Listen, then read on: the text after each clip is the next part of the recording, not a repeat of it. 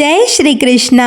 भगवान श्री कृष्ण की कृपा आप सभी पर सदा बनी रहे। आपका दिन शुभ और मंगलमय हो। आज से आप प्रतिदिन हमारे चैनल पर भगवत गीता का पाठ सुनेंगे, जिसमें आप श्लोक के साथ विस्तार पूर्वक वर्णन भी सुनेंगे। मैं रोज छोटे छोटे भाग में आपको पाठ सुनाऊंगी, जिससे वीडियो ज़्यादा बड़ा ना हो और आप सरलता से प्रतिदिन पाठ सुन सके। भगवत गीता का उपदेश एक ही वंश के दो परिवारों के चचेरे भाइयों यानी कौरवों और पांडवों के मध्य हुए महाभारत के युद्ध की रणभूमि पर दिया गया। यहाँ पर हम उन घटनाओं का विस्तार पूर्वक से वर्णन करेंगे जिनके कारण यह महायुद्ध हुआ। भगवत गीता का प्रकटीकरण राजा धृतराष्ट्र और उसके मंत्री संजय के बीच हुए वार्तालाप से आरंभ होता है। चूंकि धृतराष्ट्र नेत्रहीन था, इसीलिए वह व्यक्तिगत रूप से युद्ध में उपस्थित नहीं हो सका। अतः संजय उसे युद्ध भूमि पर घट रही घटनाओं का पूर्ण सचिव विवरण सुना रहा था। संजय महाभारत के प्रख्यात रचयिता वेद व्यास जी का शिष्य था। ऋषि वेद व्यास जी ऐसी चमत्कारिक शक्ति से संपन्न थे, जिससे वह दूर दूर तक घट रही घटनाओं को प्रत्यक्ष रूप में देखने में समर्थ थे। अपने गुरु की अनुकंपा से संजय ने भी दूरदृष्टि की दिव्य चमत्कारिक शक्ति प्राप्त की थी। इस प्रकार से वह युद्ध भूमि में घटित सभी घटनाओं को दूर से देख सका। तो चलिए अब शुरू करते हैं प्रथम अध्याय। ओम प्रथमो अध्यायः अर्जुन विषाद योगा। धृतराष्ट्र उवाच धर्मक्षेत्रे कुरुक्षेत्रे समवेतायुयुत्सवा मामकः पांडवश्चैव किम कुर्वत संजय। अनुवाद। धृतराष्ट्र ने कहा, हे संजय, कुरुक्षेत्र की पवित्र भूमि पर युद्ध करने की इच्छा से एकत्र होने के पश्चात मेरे और पांडु पुत्रों ने क्या किया। अब सुनिए वर्णन। राजा धृतराष्ट्र जन्म से नेत्रहीन होने के अतिरिक्त आध्यात्मिक ज्ञान से भी वंचित थे। अपने पुत्रों के प्रति अथाह मोह के कारण वह सत्य पथ से अच्युत हो गए थे और पांडवों के न्योचित राज्य अधिकार को हड़पना चाहते थे। अपने भतीजों पांडव पुत्रों के प्रति उसने जो अन्याय किया था, उसका उसे भलीभांति बोध था। इसी अपराध बोध के कारण वह युद्ध के परिणाम के संबंध में चिंतित था। इसीलिए धृतराष्ट्र संजय से कुरुक्षेत्र की युद्ध भूमि, जहाँ युद्ध होने वाला था, वहाँ की घटनाओं के संबंध में जानकारी ले रहा था।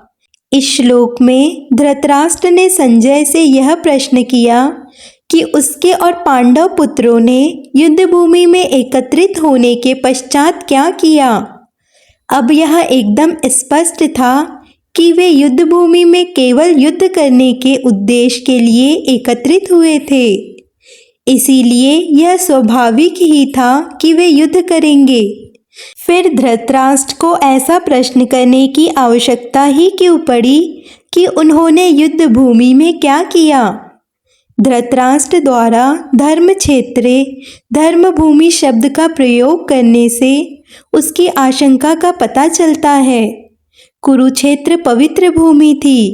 शतपथ ब्राह्मण में इसका वर्णन कुरुक्षेत्र देव यजमन इसके रूप में किया गया है, अर्थात कुरुक्षेत्र स्वर्ग के देवताओं की तपोभूमि है। इसीलिए इस भूमि पर धर्म फलीभूत होता है।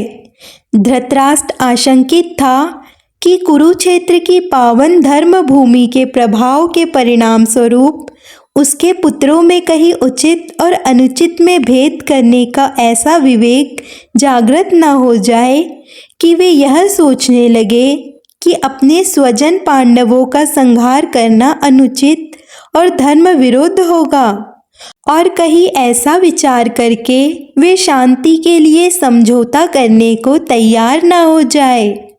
इस प्रकार की संभावित आशंकाओं के कारण धृतराष्ट्र के मन में अत्यंत निराशा उत्पन्न हुई। वह सोचने लगा कि यदि उसके पुत्रों ने युद्ध विराम या संधि का प्रस्ताव स्वीकार कर लिया तो पांडव निरंतर उनकी उन्नति के मार्ग में बाधा उत्पन्न करेंगे। साथ ही साथ वह युद्ध के परिणामों के प्रति भी संदिग्ध था और अपने पुत्रों के उज्जवल भविष्य के प्रति सुनिश्चित होना चाहता था। इसीलिए उसने संजय से कुरुक्षेत्र के युद्ध स्थल में हो रही गतिविधियों के संबंध में पूछा, जहां दोनों पक्षों की सेनाएं एकत्रित हुई थी। दूसरा श्लोक। संजय उवाच दृष्ट्वा तु पाण्डवानीकं वियुण्ढं दुर्योधनास्तदा आचार्यमुपसंगं राजा वचनं ब्रवीत। श्लोक का अनुवाद।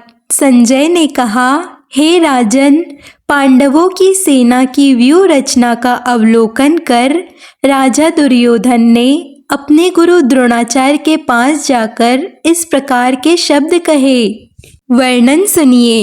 दरअसल धृतराष्ट्र इस बात की पुष्टि करना चाहता था कि क्या उसके पुत्र अब भी युद्ध करने के उत्तरदायित्व का निर्वहन करेंगे।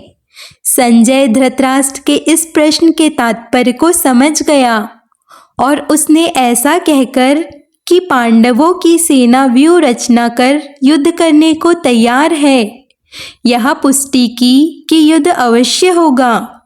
फिर इसके पश्चात उसने वार्ता का विषय बतलाते हुए यह बताया कि दुर्योधन क्या कर रहा था। धृतराष्ट्र का ज्येष्ठ पुत्र दुर्योधन निर्दयी और दुष्ट प्रवृत्ति का था। धृतराष्ट्र के जन्म से अंधे होने के कारण व्यावहारिक रूप से हस्तिनापुर के शासक की बागडोर दुर्योधन के हाथों में थी। वह पांडवों के साथ अत्यधिक ईर्ष्या करता था और कठोरता से उनका दमन करना चाहता था ताकि वह हस्तिनापुर पर निर्विरोध शासन कर सके। उसने यह कल्पना की थी कि पांडव कभी भी इतनी विशाल सेना एकत्रित नहीं कर सकते जो उसकी सेना का सामना कर सके, किंतु अपने आकलन के विपरीत पांडवों की विशाल सेना को देखकर दुर्योधन व्याकुल और हतोत्साहित हो गया। ऐसे में दुर्योधन का अपने गुरु द्रोणाचार्य के पास जाना यह दर्शाता है कि वह युद्ध के परिणाम के संबंध में भयभीत था। वह द्रोणाचार्य के प्रति अपना आदर प्रकट करने का ढोंग करते हुए उनके पास गया, किंतु वास्तव में वह अपनी चिंता को कम करना चाहता था। इसीलिए उसने अगले श्लोक से आरंभ होने वाले 9 श्लोकों में इस प्रकार से कहा। इसके आगे का वृत्तांत आप अगले वीडियो में सुनेंगे। अगर आपको आज की वीडियो पसंद आई है तो लाइक और कमेंट ज़रूर करें ताकि मैं आपके लिए प्रतिदिन ऐसी ही वीडियो ला सकूं। जय श्री कृष्णा।